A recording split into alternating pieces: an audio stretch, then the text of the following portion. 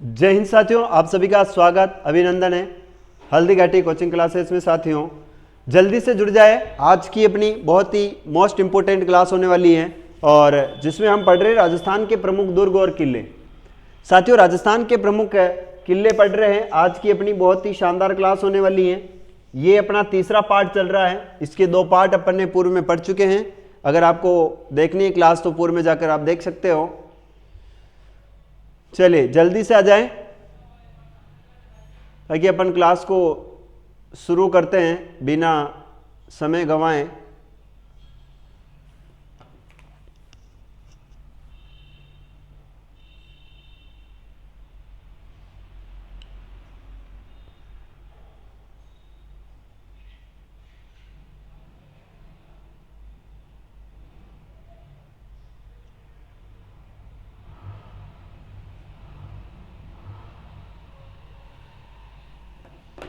चलेगा। हम बात कर रहे थे साथियों दुर्गों के बारे में। किसके बारे में पढ़ रहे थे अपन? राजस्थान की कला संस्कृति में हम पढ़ रहे थे राजस्थान के किले, और इसमें लगभग अपन किलों की जिनकी बात कर चुके हैं वो किले अपन ने पढ़े हैं। सबसे पहला किला पढ़ा था अपन ने साथियों, उसका नाम था कुंभलगढ़। कुंभलगढ़ का दुर्ग पढ़ा है। इसके बाद में अपन ने बटनेर पढ़ा था। बटनेर के बाद में अपन ने सज्जनगढ़ पढ़ा है। सज्जनगढ़ के बाद अपन ने लोहागढ़ पढ़ा है। लोहागढ़, आई होप यही दुर्ग अपन ने पढ़े थे। इसके बाद अपने को आगे बढ़ना है। आज जिस दुर्ग का नाम है वो है अपना जूनागढ़ दुर्ग। आज हम पढ़ेंगे साथियों उस दुर्ग का नाम है जूनागढ़। जूनागढ़ दुर्ग। जूनागढ़ दुर्ग कहां पर है? तो ये बीकानेर के अंदर है, याद रखना है, बीकानेर में। इसके बारे में आज अपन अध्ययन करेंगे। तो एक बार जल्दी से आ जाए, क्लास को शेयर कर दें। सन्नी सेन, राधे राधे सर जी। जी बिल्कुल, राधे राधे, आपका स्वागत अभिनंदन है। देखिएगा कुछ जूनागढ़ के बारे में मैं आपको बता देता हूं कि इसके उपनाम के संबंध में क्या जानकारी मिलती है। तो इनके उपनाम में सबसे पहले आता है बीकाजी की टेकरी। बीकाजी की क्या कहते हैं? इसे टेकरी कहते हैं। इसे कहते हैं जमीन का जेवर। जमीन का जेवर कहते हैं इसे। इसे कहते हैं राती घाटी का किला। राती घाटी का किला कहते हैं। इसे कहते हैं लाल पत्थरों से निर्मित किला। लाल पत्थरों से निर्मित किला।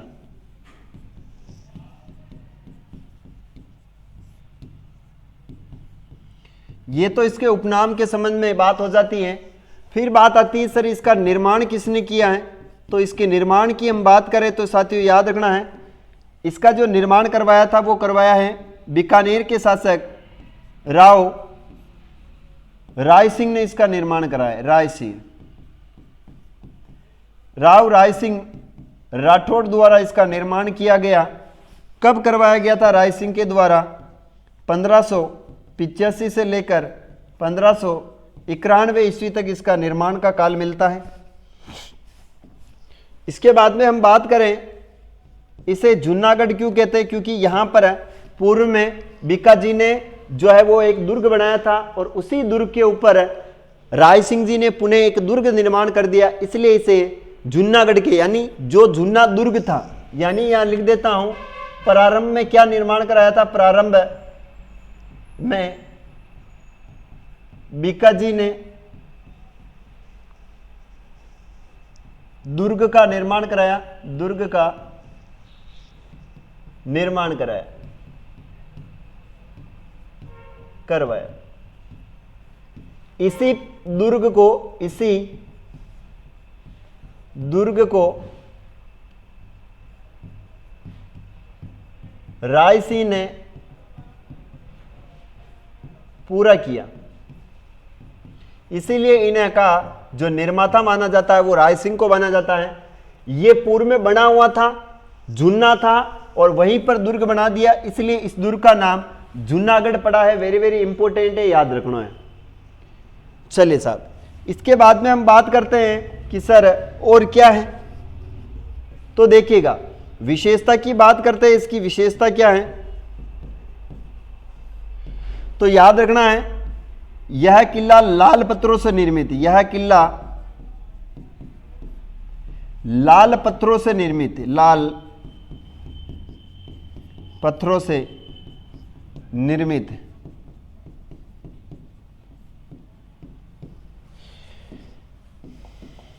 यहां पर राजस्थान में प्रथम बार लिफ्ट लगाई गई, प्रथम बार लिफ्ट लगाई गई थी।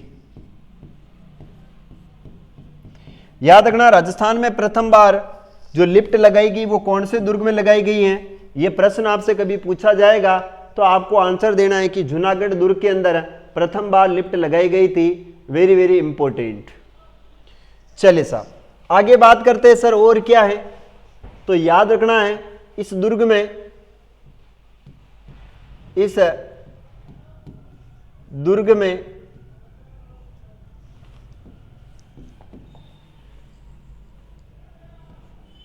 यहां पर हेराम्ब गणेश है, हेराम्ब गणेश मंदिर है, गणेश मंदिर। इस मंदिर में यहां पर हेराम्ब गणेश मंदिर बना हुआ है। ये जो गणेश जी है ये सिंह पर सवार है। किस पर सवार है? ये सिंह पर सवार है, सिंह पर सवार गणेश जी है। इसके बाद में हम बात करें, यहां का एक दरवाजा है जिसका नाम है सूरज पोल, सूरज पोल। याद रखना, यहां पर राय सिंह ने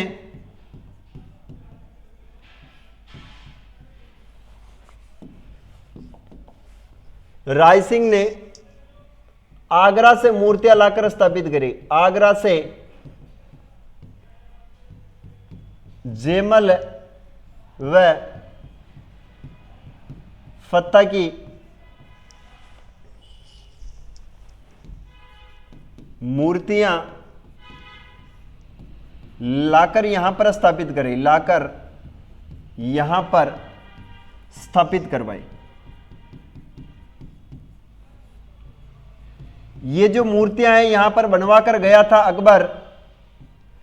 अकबर ने जयमल और फत्ता से काफी ज्यादा प्रभावित था वो, और जब चित्तौड़ का जो साका हुआ था उस समय अकबर ने इनकी जो मूर्तियां हैं वो अपने आगरा के किले के बाहर लगवा दी थी। इन मूर्तियों को एक्चुअल में जो है वो आपका औरंगजेब था उसने तुड़वा दिया था, लेकिन फिर भी कहा जाता है किसी शासकों के द्वारा पुनः मूर्तियों को बनाया गया था। और राय सिंह जी एक बार घूमने गए तो राय सिंह जी वहां से मूर्तियां उठाकर ले आए, और उठाकर लाने के बाद में इन्होंने बीकानेर के किले के सूरजपोल में यहां पर इन्होंने ये मूर्तियां स्थापित करवा दी। ये किस पर है? याद रखना, ये जो है अपने पहले पाषाण से निर्मित थी। याद रखना, पाषाण से निर्मित थी, अब किससे निर्मित करवा दी इन्होंने?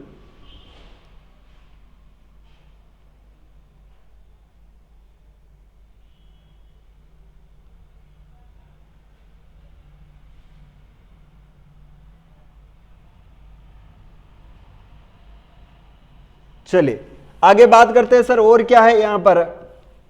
यहां पर बना हुआ है अनूप महल। अनूप महल, ये अनूप महल किसने बनाया था? याद रखना, बीकानेर के शासक, बीकानेर के शासक अनूप सिंह ने यहां पर अनूप सिंह ने इस महल का निर्माण कराया। इस महल का निर्माण करवाया।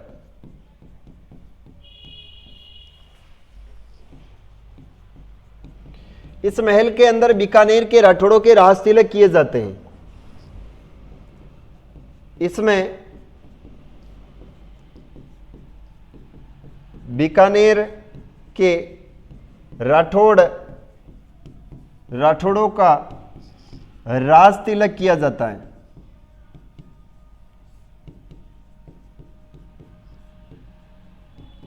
इस दुर्ग के अंदर राठौड़ों का राज तिलक किया जाता है। और वो कौन करते हैं तो याद रखना, गोदारा जाट करते हैं। राज तिलक कौन करते हैं? राज तिलक गोदारा जाटों द्वारा किया जाता है। गोदारा जाटों द्वारा किया जाता है। याद रखना है, किया जाता है। इसके बाद में सर और क्या है यहां पर? 33 करोड़ देवी देवताओं की क्या है यहां पर? मंदिर है। 33 करोड़ देवी देवताओं के मंदिर स्थित। 33 करोड़ देवी देवताओं के यहां पर क्या बने हुए हैं? मंदिर बने हुए हैं। नोट करके लिख लेना, 33 करोड़ देवी देवताओं की साल कहां पर है? नोट, 33 करोड़ देवी देवताओं की साल। ये याद रखना कहां पर है तो यह है मंडोर में। और मंडोर कहां पर हो जाएगा तो याद रखना मंडोर है अपना जोधपुर के अंदर। जोधपुर ग्रामीण।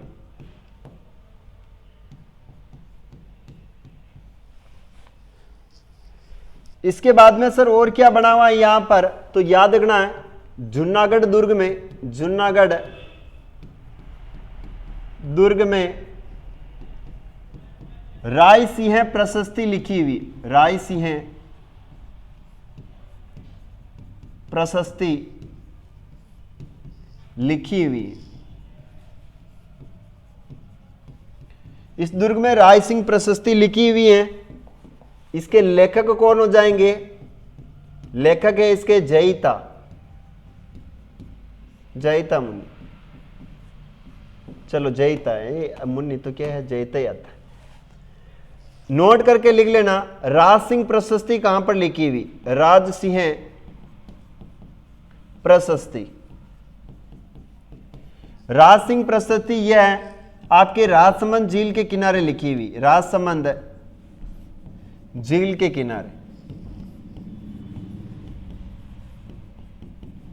किनारे लिखी हुई।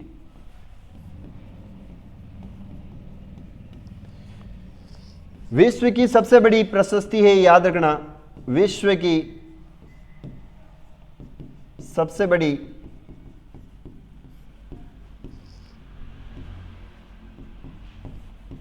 प्रशस्ति है।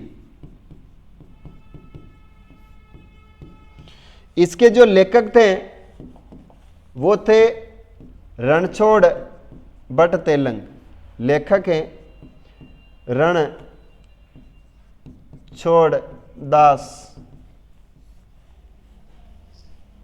दास भट्ट के साथ आता है तेलंग। और किसी भाषा में लिखित की तो भाषा हो जाएगी संस्कृत।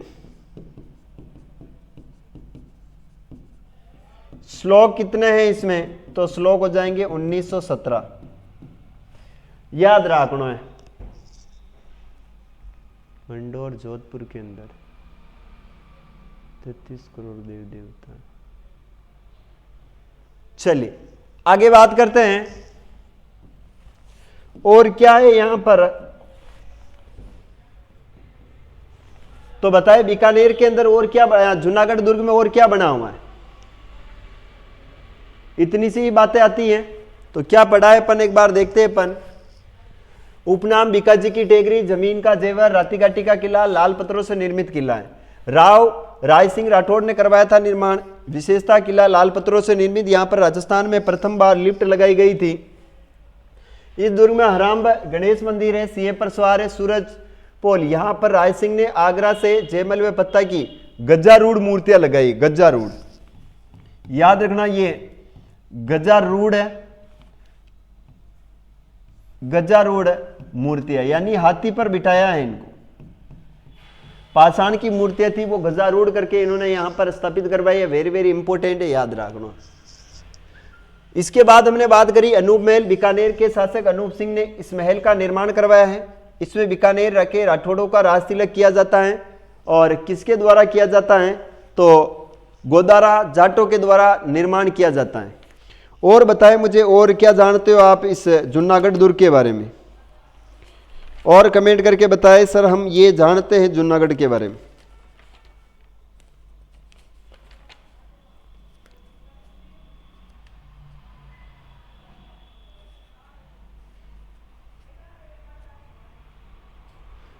चलिए, इसके बारे में एक कहावत प्रचलित है। इसके बारे में एक कहावत प्रचलित है, याद रखना। कहावत प्रचलित है, वो क्या कहावत है? सुना है दीवारों के कान होते हैं, दीवारों के कान होते हैं, परंतु इस दुर्ग की दीवारें बोलती, इस दुर्ग की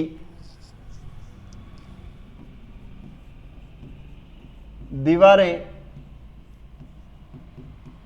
बोलती। याद रखियो, बस इतना सा है। एक और लिख देता हूं, आजादी के बाद लिफ्ट लगाई गई। आजादी के बाद प्रथम बार लिफ्ट लगाई गई, प्रथम बार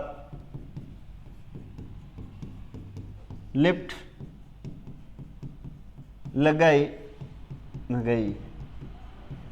दूसरी लिफ्ट किस किले में लगाई गई ये भी आपसे पूछ लें। राज्य की दूसरी लिफ्ट किस दुर्ग में लगाई गई है? राजस्थान में दूसरी लिफ्ट मेहरानगढ़ दुर्ग में लगाई। मेहरानगढ़ दुर्ग में लगाई गई है। बस आगे लिखते हैं, जिस दुर्ग का नाम है वो है सिवाना दुर्ग। सिवाना का किला या सिवाना का दुर्ग।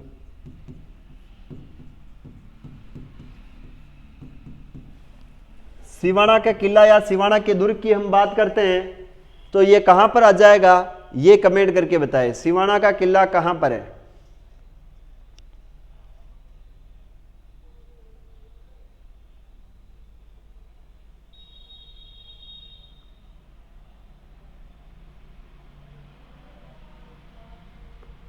चलिए, ये आ जाएगा साथियों, याद रखना बालोतरा के अंदर। कहां पर आ जाएगा ये है सिवाना बालोतरा में। सिवाना बालोतरा नया जिला बना है, याद रखना। इसके निर्माण की बात आती है कि निर्माण किसने करवाया, तो निर्माण कराया था इसका वीर नारायण ने। वीर नारायण द्वारा। यह दुर्ग किस पहाड़ी पर है? पहाड़ी कौन सी हो जाएगी, तो पहाड़ी का नाम है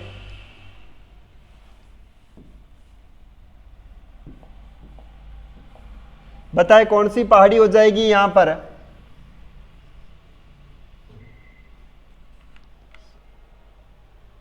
हल्देश्वर पहाड़ी। कौन सी पहाड़ी हो जाएगी? हल्देश्वर पहाड़ी। इसके बाद में बात करें उपनाम की, बात करते हैं तो उपनाम क्या है?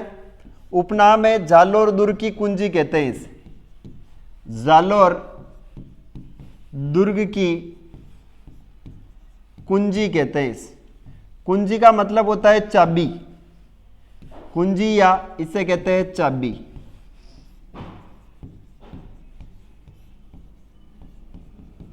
याद रखना है। आगे बात करें मारवाड़ के शासकों की शरणस्थली कहते हैं, शासकों की शरणस्थली कहते हैं इसे।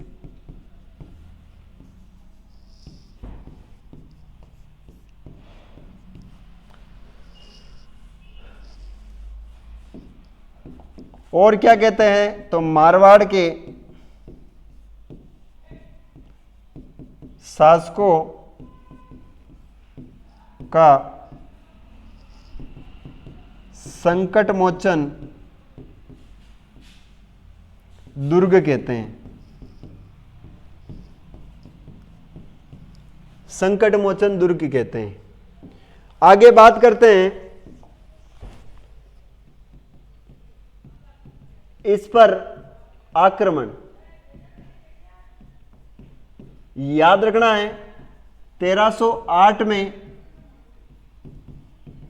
सिवाना का प्रथम शाखा हुआ, सिवाना का प्रथम शाखा हुआ।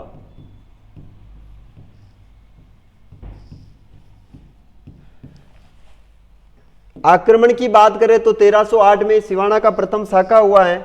अब यहां की बात करें कि सर यहां पर आक्रमणकारी कौन था? आक्रमणकारी था जिसका नाम था AK यानी अलाउद्दीन खिलजी। अलाउद्दीन खिलजी ने इस दुर्ग के ऊपर क्या किया था? आक्रमण किया है। अब बात करें कि कारण क्या था, यहां लिख देता हूं मैं कारण। कारण था जालोर दुर्ग। जालोर दुर्ग, आपको पता होगा कि जालोर का एक शासक था जिसका नाम है कान्हड़ देव।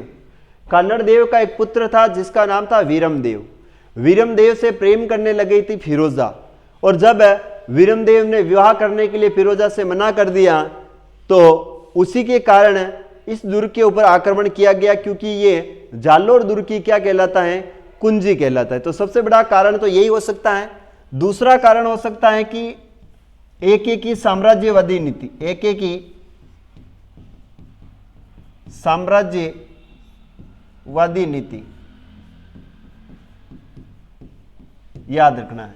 फिर बात करते हैं यहां का शासक कौन था, तो सिवाना का शाखा हुआ उस समय शासक कौन था? सिवाना दुर्ग। यहां का जो शासक था उसका नाम है शीतल देव। शासक है शीतल देव। शीतल देव की पत्नी थी, याद रखना,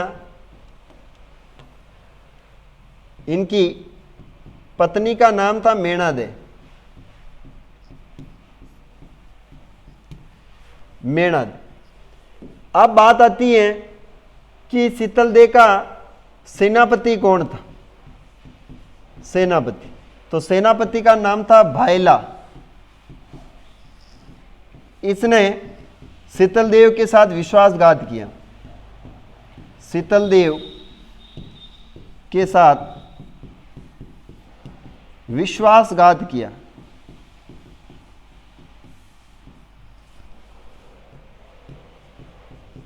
वह अलाउद्दीन खिलजी से जाकर मिला, अलाउद्दीन खिलजी से जाकर मिल गया। इसका अलाउद्दीन खिलजी का सेनापति कौन था? अलाउद्दीन खिलजी का सेनापति का नाम था कमलालुद्दीन गर्ग। कमलालुद्दीन गर्ग इसका सेनापति था। अब याद रखना यहां पर क्या होता है, यहां पर जो शीतल देव है इनके द्वारा किया गया था केसरिया। इनके द्वारा केसरिया किया गया और मेणादे के द्वारा किया गया था जौहर। जौहर। और अपन सब जानते हैं, नोट करके लिख देता हूं, केसरिया प्लस क्या होता है, जौहर शाखा होता है। केसरिया प्लस जौहर शाखा कहलाता है। तो इस प्रकार से सिवाना का प्रथम क्या होता है, शाखा हुआ है। अब बात करते हैं सिवाना का नाम परिवर्तन करके। एके ने सिवाना को जीतने के बाद सिवाना का नाम परिवर्तन कर दिया था। परिवर्तन करके खेराबाद रखा था। खेराबाद रखा था, याद रखना है।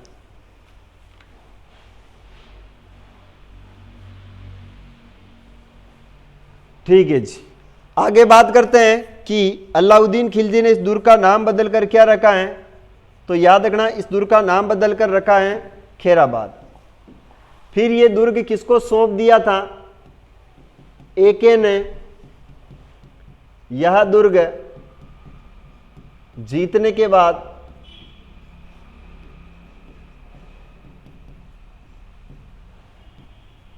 कमलालुद्दीन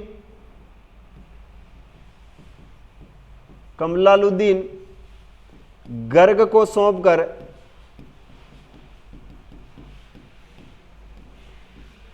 एके दिल्ली चला गया था। एके दिल्ली लौट गया था, याद रखना है।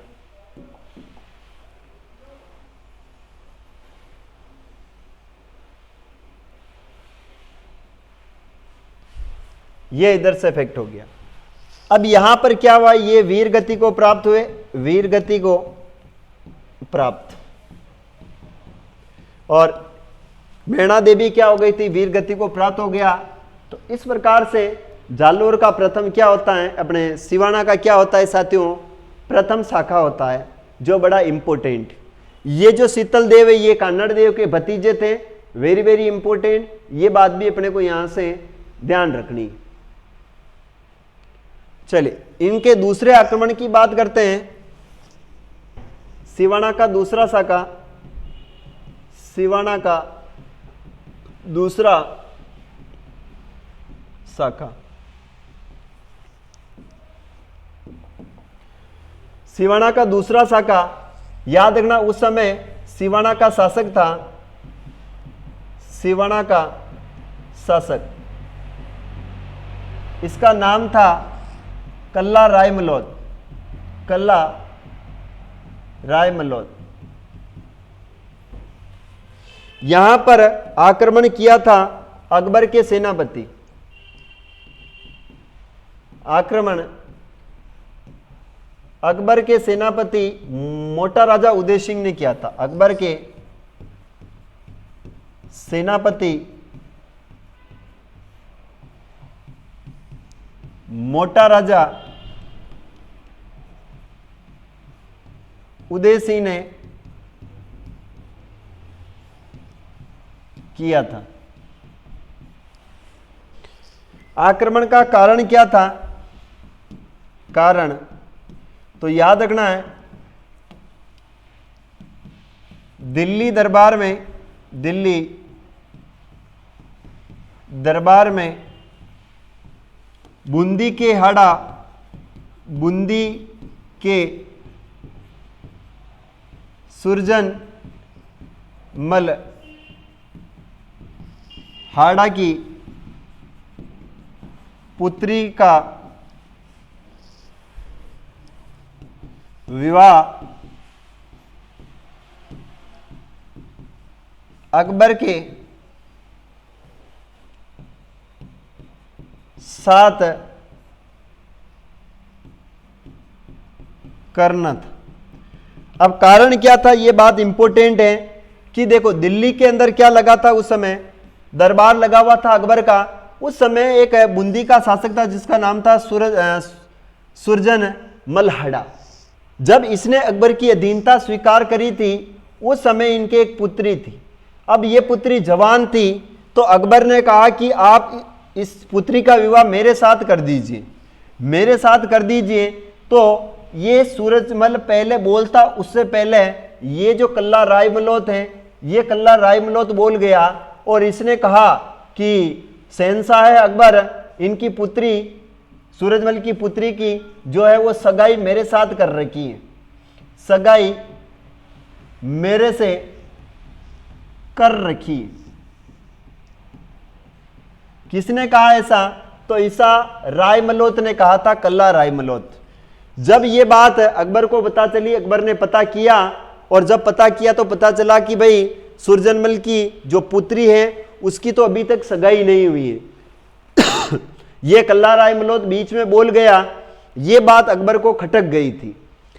अकबर ने इसके बाद में इस मोटा राजा उदय सिंह को कल्ला रायमलोत के पास भेजते हैं और जब कल्ला रायमलोत के पास मोटा राजा उदय सिंह आता है तो उस समय ये कल्ला रायमलोत लड़ते हुए केसरिया करता है और ये जो सूरजमल हाड़ा की पुत्री थी, जब इसको पता चलता है भाई मेरी वजह से कल्ला रायमलोत जो है मुसीबत में आ गए, उनके ऊपर आक्रमण किया जा रहा है, तो ये जो कुंवारी थी ये कहां चली गई? सिवाना चली गई।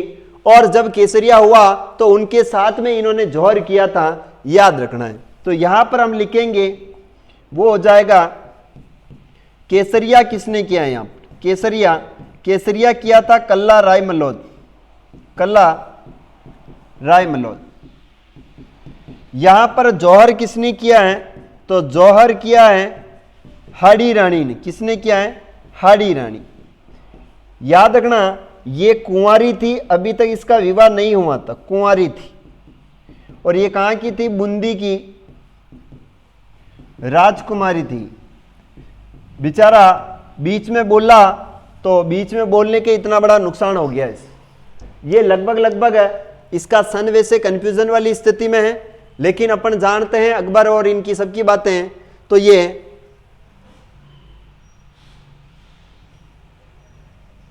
1570 के बाद संभवतः ये साका हुआ था। ठीक है जी। अब इसके तारीख के बारे में बहुत सारा एक एग्जिट फैक्टर नहीं मिलता है तो मैं आपको तारीख नहीं लिखवा रहा हूं, क्योंकि सिवाना का एक ही साका प्रसिद्ध है, वो याद रखना है, 1308 का है। इसके बारे में बहुत कम पढ़ाया जाता है और बहुत कम गाइडों में मिलता है, लेकिन फिर भी मैंने आपको बता दिया है, याद रखना है।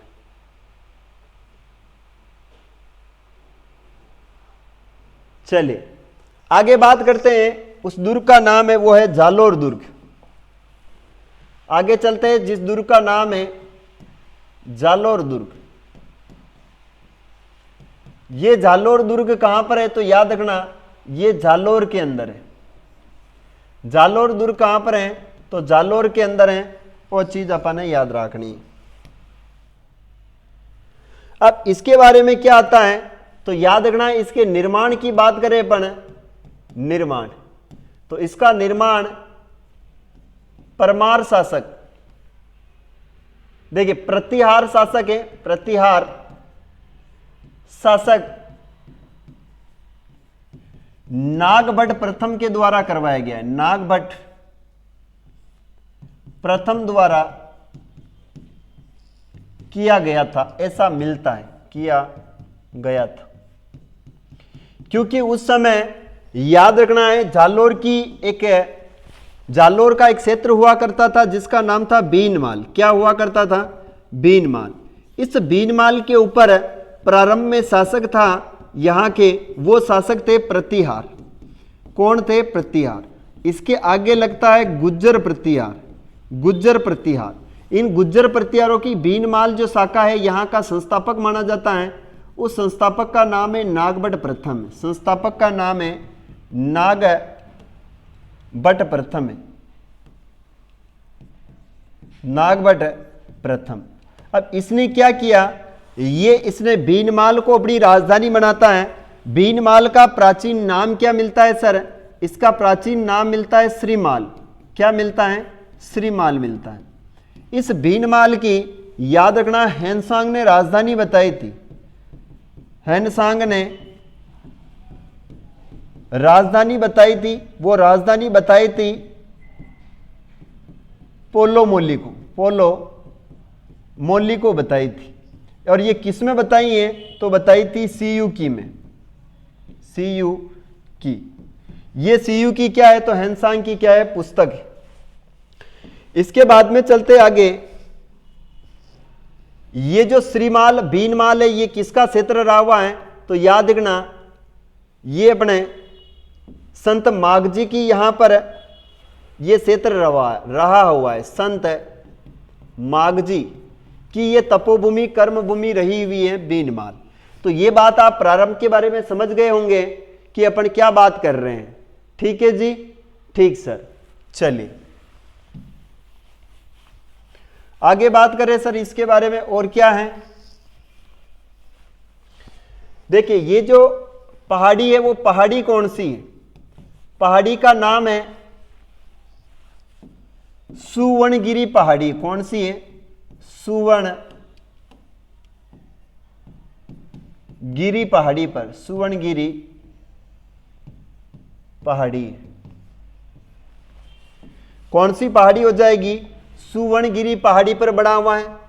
इसके उपनाम की हम बात करते हैं। उपनाम इसे कहते हैं सुवर्णगिरी दुर्ग, कहते हैं सुवर्णगिरी दुर्ग। इसे कहते हैं जबालीपुर, इसे कहते हैं जलालाबाद। याद रखना है।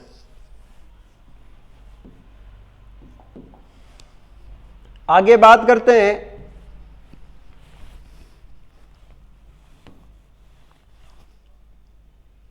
चलिए जालोर दुर्ग की बात करें अपन है, और क्या बातें आ जाएगी इसके संबंध में? तो जालोर की प्राचीन राजधानी हुआ करती थी। राजधानी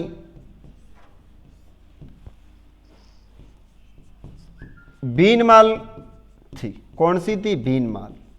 यहां पर गुज्जर प्रतिहारों का क्या था? गुज्जर प्रतिहार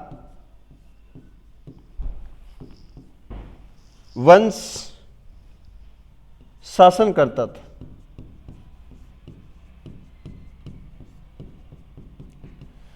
ठीक है साहब।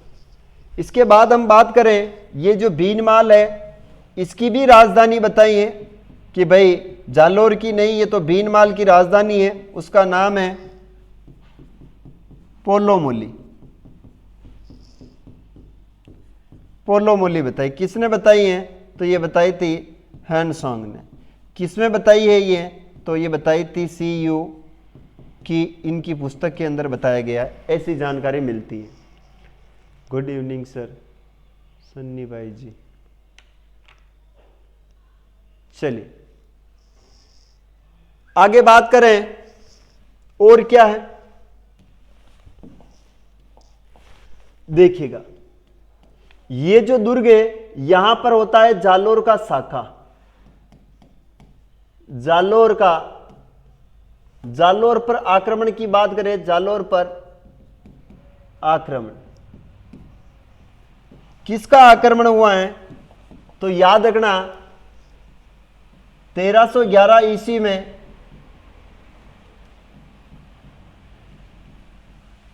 अलाउद्दीन खिलजी ने क्या किया था? अलाउद्दीन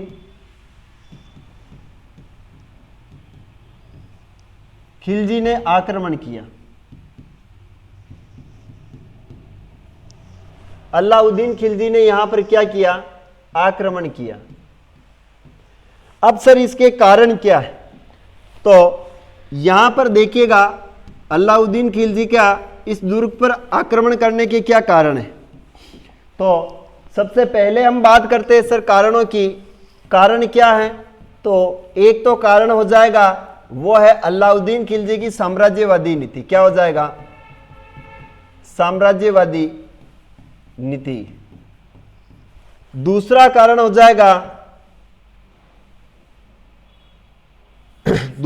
हो जाएगा अपना एक मंदिर था जिस मंदिर का नाम क्या है? सोमनाथ।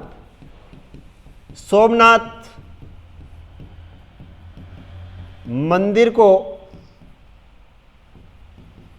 लूटकर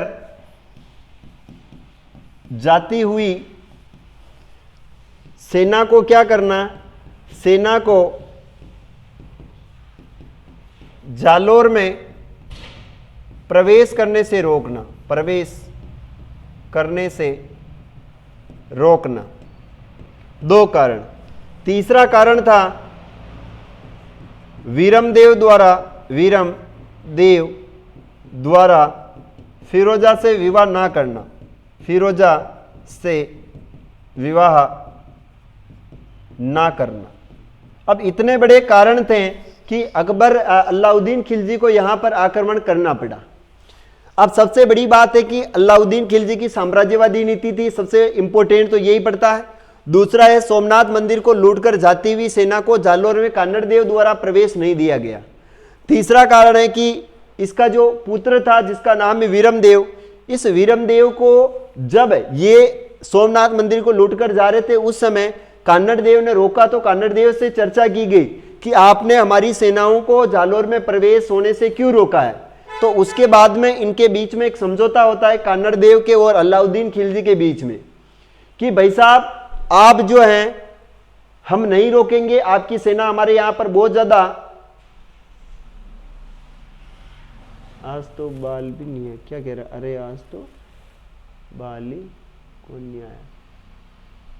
चलिए यहां पर क्या होता है कि इनके बीच डील हो जाती है और इस वीरमदेव को अलाउद्दीन खिलजी के दरबार में नियुक्त किया जाता है। जब अलाउद्दीन खिलजी के दरबार में ये वीरमदेव था तो उस समय वीरमदेव की एक पुत्री थी, अपने क्या बोले इसकी, अलाउद्दीन खिलजी की बेटी थी जिसका नाम था फिरोजा।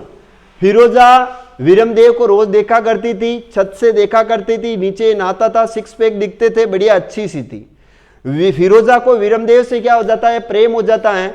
और जब ये बात वो वीरमदेव को बोलती तो वीरमदेव उससे मना कर देता है। फिर फिरोजा अपने पिता अलाउद्दीन खिलजी से जाकर बोलती कि मैं प्रेम करती हुई वीरमदेव से और वीरमदेव से ही शादी करना चाहूंगी, अगर आपने शादी नहीं करवाई तो मैं मिट्टी गोलियां खाकर मर जाऊंगी, मैं खाली कूड़े में पड़कर मर जाऊंगी, ऐसी बातें करने लगी थी फिरोजा। फिर उसके बाद में मुल्क उल मुल्तानी को भेजा गया था आपके जालोर, और उसके बाद में कान्नड़ देव के बीच में ये बात हुई कि आपके पास में दो ऑप्शन है, एक ऑप्शन है कि आपको हार और दूसरा ऑप्शन है तलवार, आपको कौन सा चूज किया जाए। तो वीरमदेव ने कहा कि भाई साहब एक तुर्कन से विवाह करना से अच्छा है मैं तलवार को लेना पसंद करूंगा। तो इन्होंने हार को ठुकरा दिया और तलवार को इन्होंने न्योता दिया था।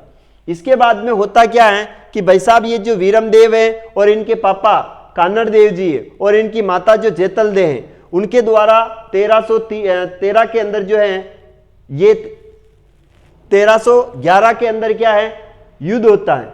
और ये जब युद्ध होता है तो इसमें वीरमदेव, कान्नड़ देव और इनकी माता श्री जो है जेतल देव वो जौहर करती है और बेचारे ये वीर गति को प्राप्त होते हैं।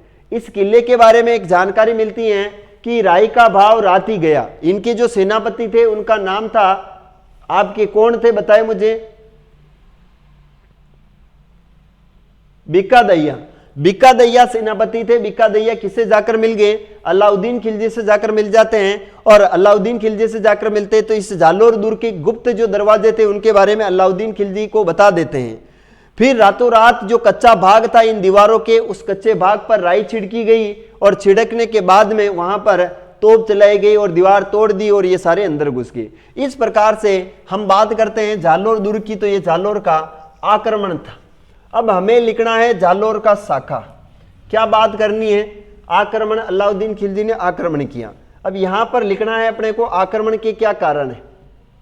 तो आक्रमण के कारण की हम बात करें तो पहला कारण है वो है एके की साम्राज्यवादी नीति, एके की साम्राज्यवादी नीति, साम्राज्यवादी नीति है। दूसरा हो जाएगा कारण वो हो जाएगा सोमनाथ मंदिर को लूटकर जाती हुई सेना को रोकना, सोमनाथ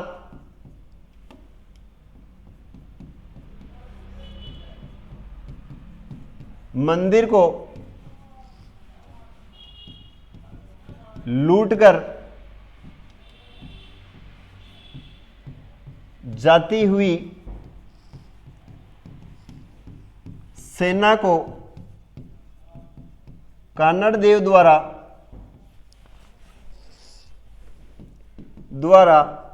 जालोर में प्रवेश ना देना, जालोर में प्रवेश ना देना। तीसरा कारण है वीरमदेव का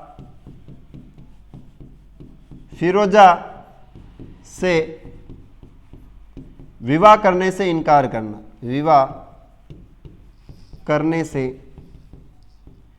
इनकार करना। ये तीन बड़े काम हैं। आप पढ़ाने लग जाओ, सर पढ़ा रहे हैं जी। क्या कह रहा? थैंक्स। एक क्या कह रही है? ऐसे महाराज वैसा में आदि नीति क्या कह रही है? चलिए आगे बात करें। ये तो तीन बड़े कारण हैं। पहला कारण था एकीकी साम्राज्यवादी नीति और तीसरा हो गया वीरमदेव का फिरोजा से विवाह ना करना। अब होता क्या है कि इस समय जब सोमनाथ का मंदिर ये लूट कर आए थे, इस समय तो इनके समझौता हो जाता है। क्या होता है इसके समय? समझौता होता है, समझौता हुआ। लेकिन भाई साहब इस बात ने इनको वापस उलझा दिया। फिरोजा के प्रेम प्रसंग का मामला आकर अटक गया था। इस कारण से कान्नड़ देव के सामने वापस परिस्थिति आ गई थी कि भाई साहब कई करना है। बे हमारे साहब क्लास चल रही है। भाई कहाँ है? रख दो ना आके। ठीक, चलिए साहब आगे बात करें। जालोर का शाखा, जालोर का शाखा। अब ये होता कब है? 1311 ईस्वी में हुआ है। यहां पर हम देखें आक्रमणकारी कौन है? आक्रमणकारी, आक्रमणकारी हो जाएगा जिसका नाम है AK का मतलब है अलाउद्दीन खिलजी। यहां का शासक कौन हो जाएगा? शासक हो जाएगा कान्नड़ देव, कान्नड़ देव। फिर बात करें यहां पर जौहर किसने किया? तो जौहर किया है जैतलदेन ने, जैतलदेन। ये कौन थी? तो कान्नड़ देव की पत्नी थी, कान्नड़ देव की पत्नी। यहां पर बात करें केसरिया किसने किया? तो केसरिया दोनों व्यक्तियों ने किया है, कान्नड़ देव प्लस वीरमदेव। वीरमदेव कौन था? तो कान्नड़ देव का पुत्र था। इनके बाद में इनके कान्नड़ देव के सेनापति कौन था? सेनापति, इस सेनापति का नाम आता है वो है बीका दहिया, बीका दहिया। ये विश्वासघाती सेनापति थे, विश्वासघाती सेनापति। किससे जाकर मिले थे? ये अलाउद्दीन खिलजी से जाकर मिल गए थे। इनके बाद में बात करें, ये कान्नड़ देव की पत्नी थी, हो गया है ठीक साहब। अब बात करें आगे कि और की व्यू है।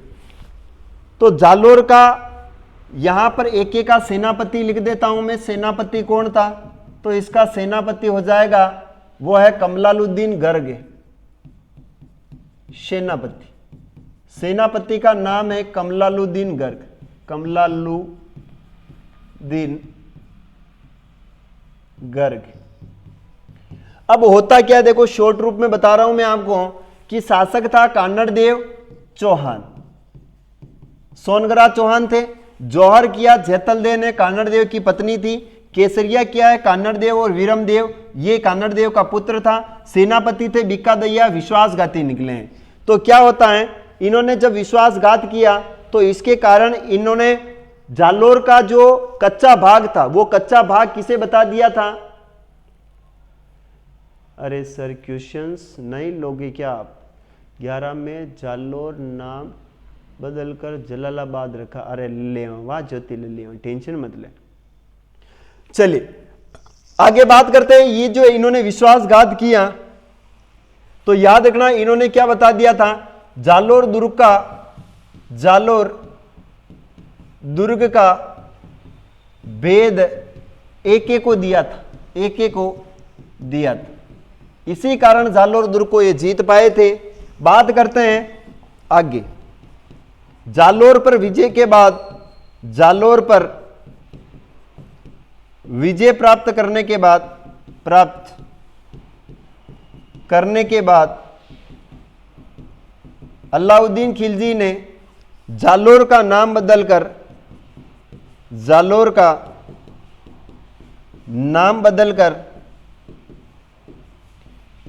जलालाबाद रखा, जलालाबाद या फिर जबालीपुर रखा। इस दुर्ग के बारे में एक कहावत प्रचलित है, वो भी लिख देते हैं। इस दुर्ग के बारे में एक कहावत प्रचलित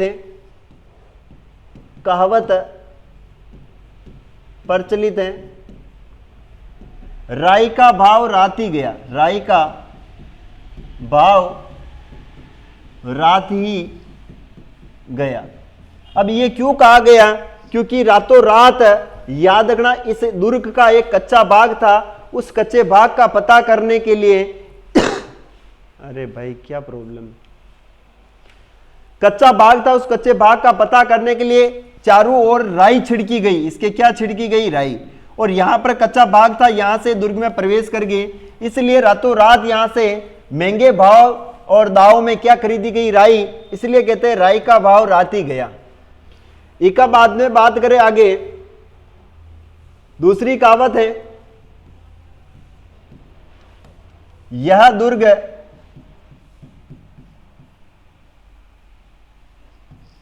सब दुर्गों में सबसे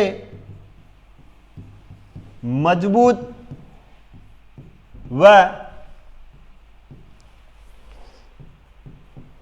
सुरक्षित दुर्ग है। इसके दरवाजे कोई आक्रमणकारी खोल ना सका, कोई आक्रमणकारी खोल ना सका। याद रखना है इतना यह मजबूत किला था कि बिना भेदभाव के इस दुर्ग में प्रवेश नहीं किया जा सकता था, ऐसा बताया जाता है। फिर इसके बाद में बात करते हैं कि सर और क्या है, तो याद रखना एके ने क्या बनाई, एके ने इस दुर्ग में अलाउद्दीन मस्जिद का निर्माण कराया, मस्जिद का निर्माण किया।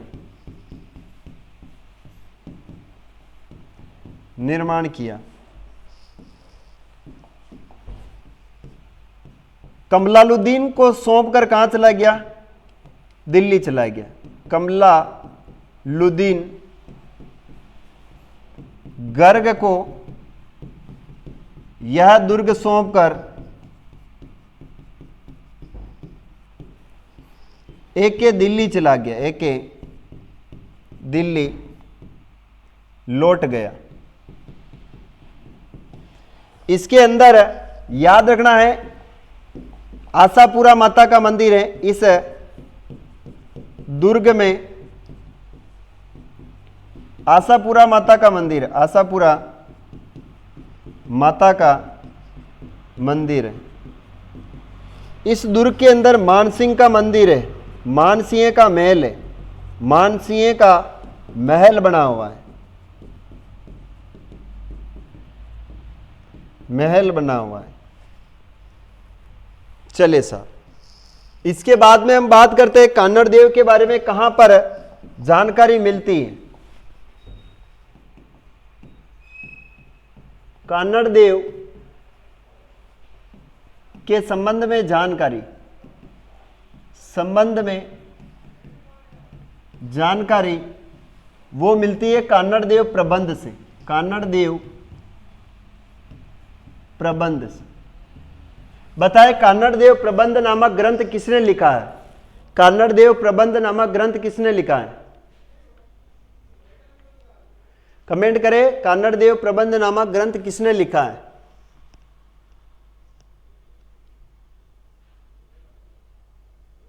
ये जो ग्रंथ है ये किसने लिखा है, ये बताएं मुझे। ज्योति पदमनंद जी, बिल्कुल पदम नंद या पदम, अरे अवन, अरे पदमनंद या पदमनाथ, पदमनाथ मैंने याद को ना आ रही हो, आज मातो कोनो दोग रही है। पदमनाथ, ठीक है जी। एक ग्रंथ और लिखा था जिस ग्रंथ का नाम है वीरम देवरी बात। एक ग्रंथ और लिखा है वीरम देवरी बात। ये किसने लिखा है बताएं मुझे। ये भी लिखा है अपने पदमनाथ, पदमनाथ। इनके अंदर इन दोनों की वीर गाथाएं मिलती हैं, याद रखना है। आगे बात करते हैं, युद्ध में वीरमदेव वीर गति को प्राप्त होते हैं। वीर गति को प्राप्त होने के बाद इनका सिर दिल्ली ले जाया गया। सिर दिल्ली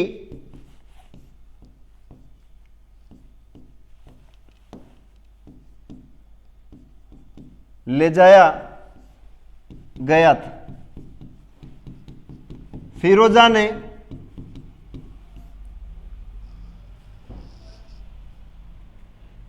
ने सिर के साथ फेरे खाए, वह अंतिम संस्कार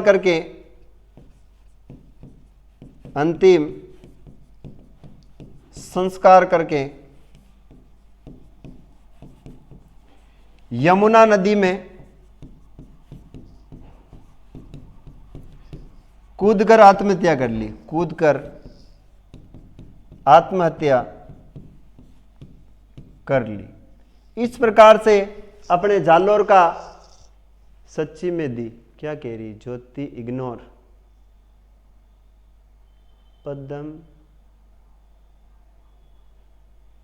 पदमनाथ है सर।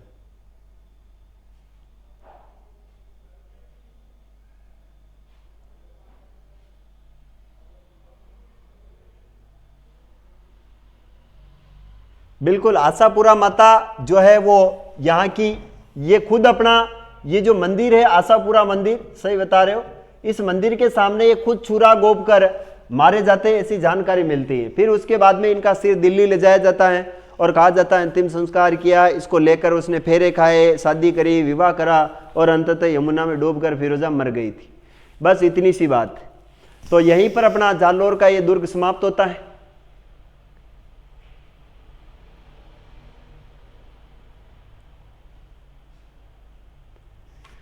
चलिए साहब, आगे अपन कल पढ़ेंगे, अभी के लिए इतना ही। हाँ, कौन बातें कर रहा है एक बार ये बता दे मुझे, बातें कौन कर रहा है।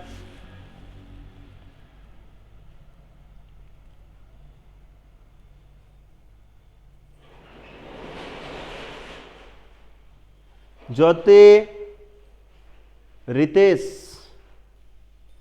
और सन्नी, चलिए अब कीजिए बातें। रितेश वेलकम। किसका वेलकम? Super session. आप समय पर नहीं जुड़ते हैं, आप एक बार समय पर जुड़ा करें और ज्योग्राफी की क्लास में भी आप आया करें। आप जुड़ते हो तो मेरा इंटरेस्ट रहता है और आप जुड़ते नहीं हो तो इंटरेस्ट कम हो जाता है। तो आप जुड़ा करें समय पर।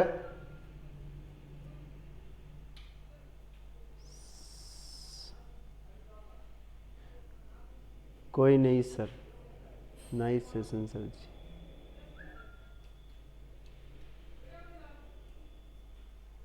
चलिए आगे बढ़ेंगे अपन कल, जिसमें चित्तौड़गढ़ दुर्ग बड़ा हुआ है, मेहरानगढ़ है, शेरगढ़ है, तारागढ़ है, बूंदी, रावली, टोटगढ़, बहुत सारे दुर्ग है जिसके बारे में अपन कल चर्चा करेंगे।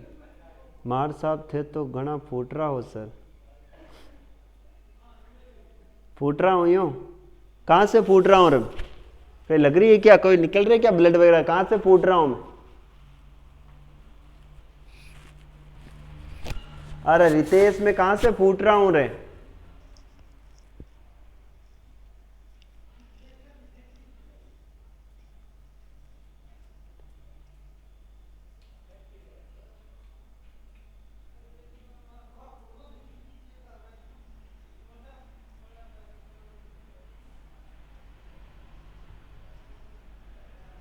चलिए आपने ये शब्द, एक मोटिवेशन हो जाए सर। अच्छा मोटिवेशन हो जाए, ठीक है, मोटिवेशन सुना देते। आज थोड़ी तबीयत अपनी ढीली है, लेकिन फिर भी आपको तो मोटिवेट कर ही देंगे।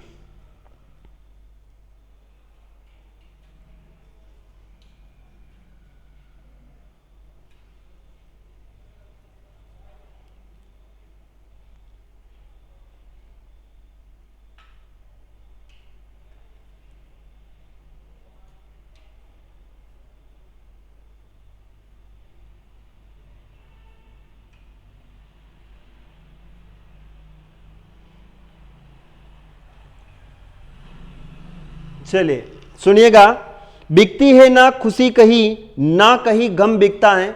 बिकती है ना कहीं खुशी, ना ही गम बिकता है। लोग गलत फहमी में है कि शायद कहीं मरहम बिकता है। लोग गलत फहमी में है कि शायद कहीं मरहम बिकता है। इंसान ख्वाहिशों से बंधा हुआ एक जिद्दी परिंदा है, उम्मीदों से ही घायल और उम्मीदों पे ही जिंदा है। तो साथियों, उम्मीद कायम रखना और उम्मीद बना कर रखना है, ठीक है जी। उम्मीद को कायम रखना और उम्मीद को बना के रखना ही इंसान का पहला काम और कर्तव्य होता है। अरे जितने दिख रहे हो उसी जगह से फूट रहे हो आप तो। अच्छा, जितना दिख रहा हूं वहीं से फूट रहा हूं, ठीक। ये शब्द आपका जो फूट रहा शब्द आप यूज कर रहे हो, एक बार हमारा बाड़मेर जाना हुआ था, सिवाना, और सिवाना के पास में एक गांव पड़ता है जिसका नाम है मोकलसर। मोकलसर से 3 किलोमीटर अंदर गांव पड़ता है लुड्राड़ा। रुद्राड़ा के अंदर मैडम की पोस्टिंग थी, तो वहाँ गए थे। तो वहाँ पर ये नाम सुना था कि वहाँ की जो नौकल महिलाएं थी, तो मैं वहाँ पर गया तो लोग बातें कर रही थी औरतें कि पावना तो घना पूटरा लाग रहा है। मैं क्यों पावना क्षण पूटरा लाग रहा है? तो उन्होंने बताया हमारे यहाँ पर जो सुंदर लगता है उसे हम पूटरा कहते हैं। तो मैंने कहा अच्छा, तब समझ में आया। तो अभी आपने फूटरा कहा तो ये बात मुझे याद आ गई, ठीक है जी। चले मिलेंगे कल साथियों।